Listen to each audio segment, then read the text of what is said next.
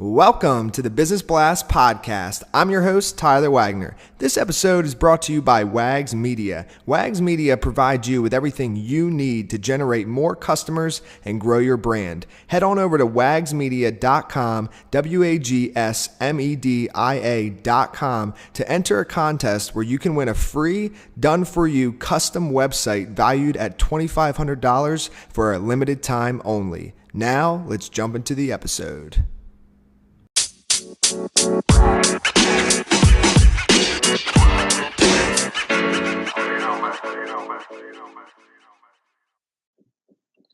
All right, everyone, welcome back to another episode of the Business Blast Podcast. I'm your host, Tyler Wagner. Today I have David Ralph with us. He is the host of the hit podcast Join Up Dots and the founder of Podcasters Mastery. He's also the author of Podcasters Mastery, How to Define Your Celebrity with the Power of Your Voice. So welcome to the show, man.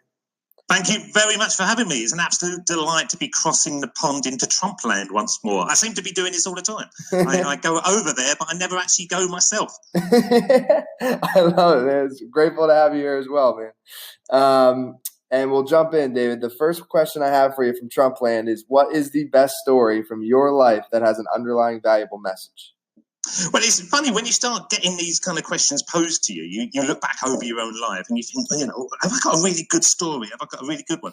And more often than not, it's the things that just happen that you then look back on 25, 30 years, whatever, later, and you think, that is quite profound. Now, I think my one is, if you go back to when I was a 5-year-old, I was in a classroom and the teacher was asking everybody what they wanted to be when they grew up. So I want to be a princess, I want to be a rocket scientist, I want to be an astronaut or a spaceman, as we always used to say in those days.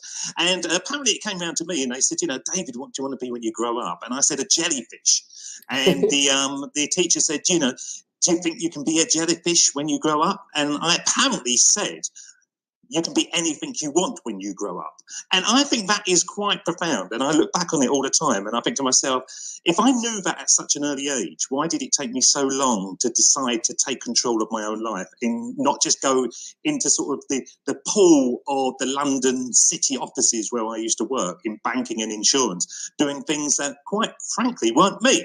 You can always define yourself. So I think that's my story. Very subtle, very simple little thing, but I think it's quite profound. Yes, dude, it is. I absolutely love that, man. 5 years old and you already were like seeing that clearly. I love it. But I think we all do, Tyler, don't we? Yeah. I think we all know when we're little. We never say, what do you want to be, Tyler, when you grow up? Oh, I'd like to be an accountant. You never say that. It's always, I want to be a football player. I want to be something amazing and fun. So we know that, but we forget it. And I agree, man. And I don't know any 5-year-old that says I want to be an accountant. But if they did, they probably are telling the truth. You know what I mean? Like if they know at 5 years old, then that's probably really what they do want to be. And I probably wouldn't like them too much either. The next one I have for you, man, is what is the most valuable piece of information we should know that's within your expertise or industry? I think it came to me recently, actually, and it's everything's human to human. I think that with people building online businesses, we kind of forget that there's somebody at the end and there's somebody putting their own money into courses or books or whatever your sort of platform is.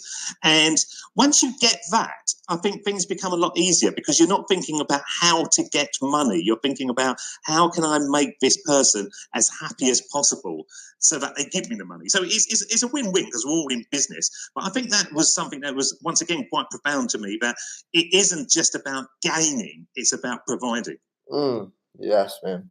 And so this next one, I want to keep it kind of like in your expertise. So like, what's your best piece of business advice for somebody that would just be starting out like podcasting? Like what would be like your first piece of advice that you would give them, or what would be the first thing you tell them?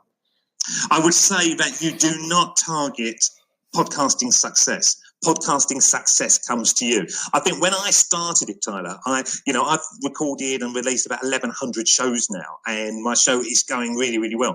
But I looked at people and I thought, that's what I want to do. I want to do it like him. I want to do it like them.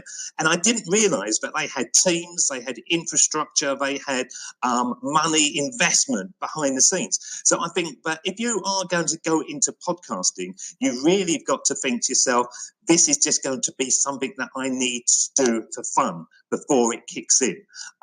Because otherwise you just get disappointed when you look at other people and they're saying, oh, I've got 1 million downloads a second. It takes time to get going. But all the good things take time to get going as well, because you get better. And so many people say to me, oh, I'm not getting any audience. And I always say to them, well, that's good, because you don't sound very good at the moment. Practice when no one's listening to you. I would much rather have 100,000 people listening to me 3 years down the line than 100,000 people that then turn away because I'm not very good right at the very beginning. So but that would be my advice. I think that you've really got to just do your thing. Don't look at what other people are doing, because it's corridors of power behind them more often than not that you just haven't got. Yes, dude. I love that advice, man. And the next one I have for you is, if you could give your younger self one piece of advice, what would that be? Walk away from that drunk bird in Spain that weekend. That's I wouldn't do that. What would I do for my younger self? I think it would just be yourself, as I say. I think I spent so many years trying to be what other people wanted and doing jobs that paid me a lot of money but just gave me stomach ulcers because it wasn't my thing. It wasn't fun. It wasn't enjoyable. I always felt like any moment somebody was going to grab me on my shoulder and say, sorry, you haven't hit your targets for the last 3 months, you're out.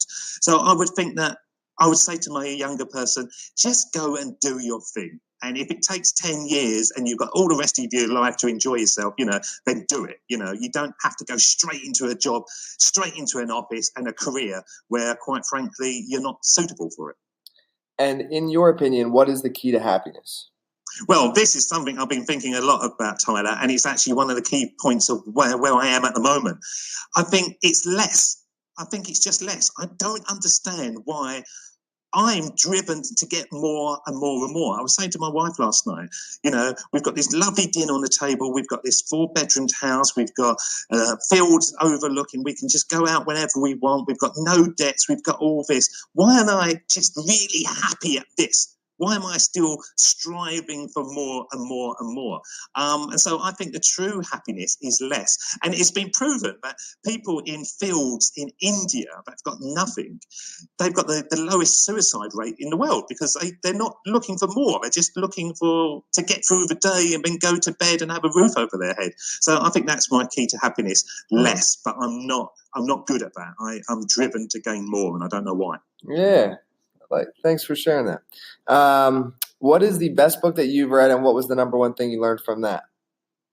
I think the best book, and you've probably heard this a million times, is The 4-Hour Workweek, Tim Ferriss. It was probably quite old hat now. I haven't read it for years, but I actually read it 4 times back to back, and it was page 44, and when he actually did a bit of maths. And he said, if you are going to be in this job by the end of your working life at 60, you would have done so many hours. You would have done so.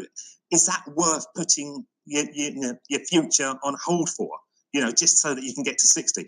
And I think that was it. Tim Ferriss, he did change my life in that regard. And I looked at that and I thought, I can't do this anymore. I just can't do this. I've got to make the leap. And so I did. I just made the leap and then paddled like furious for a couple of years, really, until it really sort of came together for me. Yes, dude, I'll chime in there. That's huge. That book actually is what made me drop out of school and pursue what I like to do.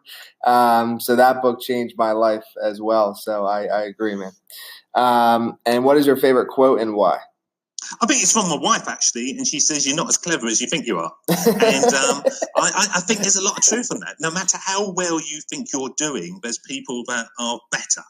And it's a shame that so many people aren't real and honest online and share the warts and all, but I think that's true. When I'm feeling a bit smug and contented, I can always look around and see somebody that is cleverer than me, that's doing bigger results but less work, or it's just better. And so that would be my quote from the wife. You're not as clever as you think you are, and it kind of keeps you humble.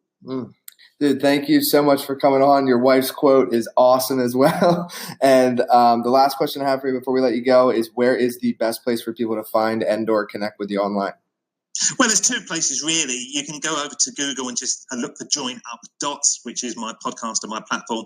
Or if you're interested in podcasting, you can go over to podcastersmastery.com and you will find me in both places. Perfect, man. Thanks again for joining us. Cheers, mate. Thanks very much. The podcast you just heard was published with Anchor. Got something you want to say to the creator of this show?